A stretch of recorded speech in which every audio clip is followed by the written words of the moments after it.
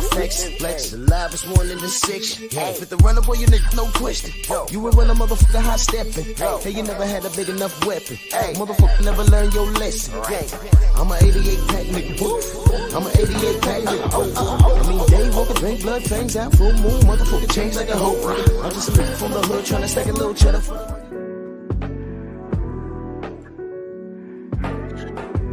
Yeah, we doing this. Drew Titan Bronx on deck. Shout out to the mighty LDBC. Come in, smash the like button. I'm not gonna be long. I know the General's live. I know Stormy's live. I couldn't wrap this up in just one short video. Y'all know how I do. So I'm not gonna be here for a long time. Maybe about 10 minutes, maybe 15 minutes.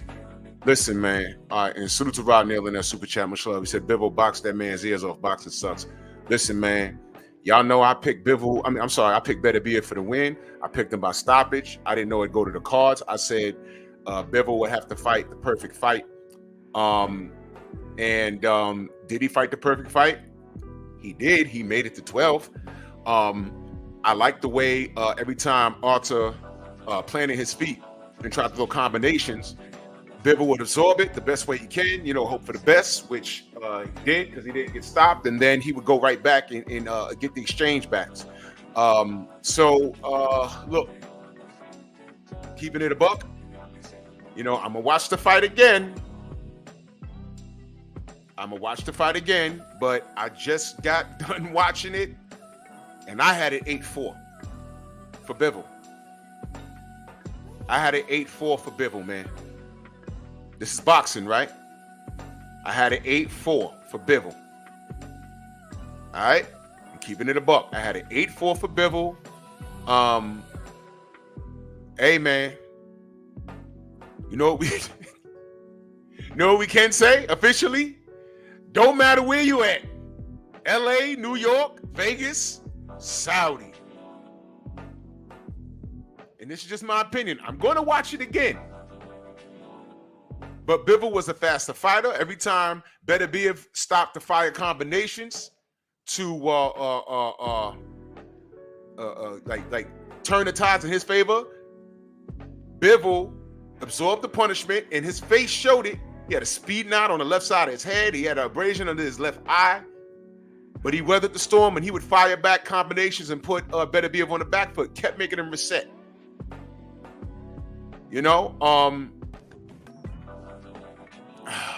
Man, I can't, bro. I don't, man. I'm gonna holler at John Scully, and of course, oh, you know what? I don't even know if that makes sense. You know why? I'm gonna tell you why I don't think it makes sense. I don't think it makes sense because what's he gonna do? If he felt his guy lost, he can't say that. So I'm not even going to put the brother on the spot. Arthur would have to have said, hey, man, But I honestly don't think he won the fight, man. I don't think. Man. Man, oh, man, oh, man, oh, man. Don't you just love boxing? You love boxing, right? This is, and this is what I'm saying. I couldn't sum this up in one video, man. Eric joining that super chat. Salute. He says, shout out to both boxers finally got the fight done. They did, but I don't think they got the right call. Carlos Smith says he had Beterbiev. I'm going to watch it again. I watched this fight in my living room on mute. I had no disturbance. Towards the end of the fight, I was texting the brother main event, Mark, and we had a conversation. But all in all, I had Bivol winning. Cobra and salute. I had Bivol winning. I had him winning, man. That's it. Now I could be bugging, maybe. Cause let me tell you what it is. Sometimes when you have a fighter that has a reputation, you anticipate him doing something special. I'm not like that. I'll give you an example. And I brought this, I showed this on my page a couple of times. Do you remember UFC? Do you remember Triumph? I'm gonna get to that. I'm gonna get to that. Because that's an argument there. I remember watching Rashad Evans versus Chuck Liddell. And there was such an anticipation of Chuck Liddell landing something because they just knew Rashad was going to take an L. They didn't like Rashad or whatever happened, but Chuck Liddell was the baby face of the UFC, and I get it. But when they got into that exchange and Rashad landed that right hand and knocked him silly, if you listen to Joe Rogan, listen to what he says. You know what he said? He said big uppercut. And then he says, oh, and Chuck fell on his face, which means he was watching Chuck and not watching Rashad Evans. Y'all remember that? It's on YouTube. Watch it. When the fight ends, you hear Joe Rogan say big uppercut because Chuck threw an uppercut, Rashad threw a right hand and knocked him unconscious. I was watching the fight. They were watching Chuck Liddell. So going into this fight, we picked Arthur, to impose his will and stop him around 10, maybe the championship rounds. Maybe. I said, it might not go past 7 to 8. And I said, Bivol, this is boxing. He'd have to fight the perfect fight. Stay off the damn ropes, which he did. And every time Arthur would try and mix it up with him, and the crowd would get into it, when the flurry would stop, he'd come right back. Boom, boom, boom, boom, boom, boom. To even the odds. I felt that was enough. That's what I felt. But towards the end of the fight, like round 11, round 12, when I'm watching round 12, I said, you know what? Bivol got to smash the gas and do enough to win this round because you know something? I'm smelling draw. And that goes to what Blue Guy said. He said, thought Bivol just did enough personally. Very gracious afterwards. Yeah, Triumph Boxing. He says, Bivol gave away the championship rounds. A lot of those flurries hit the gloves. Yeah. But at least he was throwing flurries. I mean, when he was throwing, Arthur was trying to punch with him, but he wasn't successful himself. Now, he did land harder shots, but I thought that Bivol did enough, like as far as the combinations was concerned. He was the more active of the two. And if a lot of the punches were being picked off, we could say the same about Arthur. I'm going to watch it again. I might see it different. But as it stands right now, I don't think they got this call right, man. I had an 8-4. I'm going to watch it again. TZ Frank says Bivol was running too much. I don't know because he was there enough to get the speed knots or whatever. He did mix it up with him good enough. I thought, I'm going to watch it again, y'all. But I thought that Bivol did enough. He was there to be hitting spots, and he just couldn't. Arthur couldn't catch him. He couldn't catch him, man. Now I'm going to watch it again. But when that bell rang, I said, "Yo, I think Dimitri got this. I think he got that." But when he didn't, I thought Arthur won the 12th round. You got to be careful, and it's crazy, right? I think the odds were Bivol was favored. But that's Vegas. That ain't Saudi. You get what I'm saying? So I'm going to watch it again, y'all. I'm going to watch it again. But I watched this on mute. I didn't listen to anything. And I just watched. I'm like, yo, when that bell rang, I said, I got an 8-4. And then when that first judge had it draw, I said, here we go. And, again, maybe y'all see it different, but the fight literally just ended 20 minutes ago, and I had Bivol winning 8-4. Bro.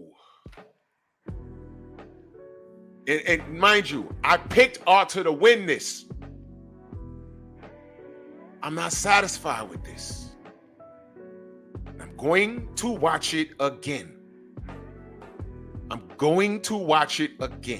As soon as I'm done here, I'm going to hop over to Stormy. I'm going to listen to what the sensei has to say. Because maybe, listen, I don't know everything. But I couldn't sum this up in the video because I'm still kind of like, what just happened? But in a way, now that I'm calming down off the high, what do you mean what just happened, Drew? This is boxing. What do you mean what just happened? Rod Neal in that super chat, he said, ain't no way Beterbiev won 8 rounds. Nah, I agree, bro. I think he won 4. I think he won 4 joints. That's just me. Oh, damn, Rod, you meant to send that twice? Oh, shoot. Let me know. I'll cash app you the $2 back. Let me know if you ain't mean to send that twice, bro. I'll give it right back to you. Blue God, you're not wrong, bro. You're not wrong. We finally get the best fighting the best, and now we got to worry about the judge. The judge is possibly slating people. Oh, man, I don't like it, man. I don't like it. Hogmo says rematch. Bivol wants to smoke, and here's the problem.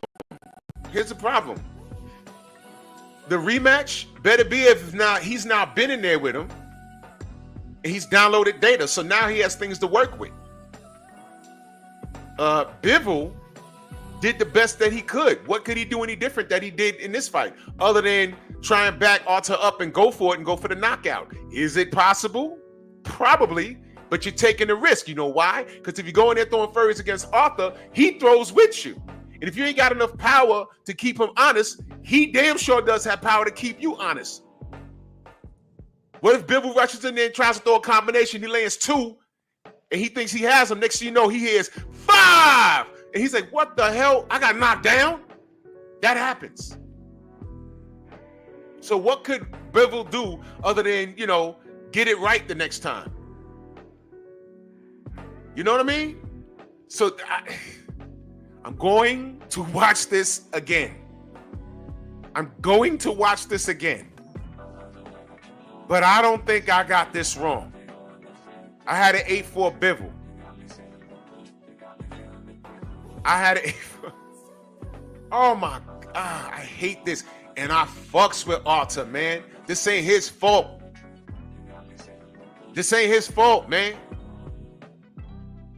This is not his fault. When things like this happen, you look at who the judges are. The ref wasn't on the take. The ref did a good job. I didn't even notice he was there. There was barely any clinches in there. There was like 4 or 5 the whole fight, if that.